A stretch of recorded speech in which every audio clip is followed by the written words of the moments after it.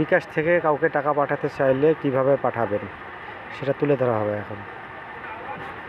সর্বপ্রথম আপনি ইয়েতে যান, কলিং ইয়েতে যান, তারপরে *7# দিয়ে আপনার যেটাতে বিকাশ আছে ওটা ডায়াল করুন। তারপর 1 নম্বরে সেন্ড মানিতে ক্লিক করুন।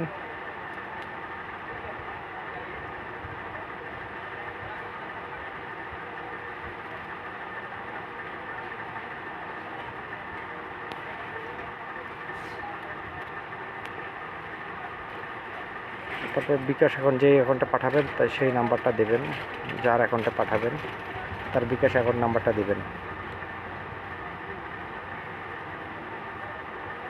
387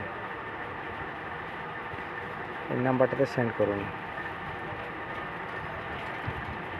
অ্যামাউন্ট দেবেন, অ্যামাউন্ট কতটুকু কত টাকা দেবেন সেটা তুলে ধরবেন। 1000, 2000, 10 টাকা, 20 টাকা যা পারেন দেবেন।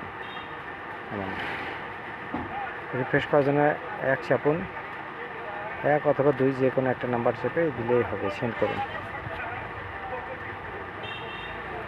এন্টার ইউর পিন কোড, আপনার পিন নাম্বারটা দিবেন। পিন নাম্বারটা দেওয়ার পর সেন্ড করলেই টাকাটা চলে যাবে।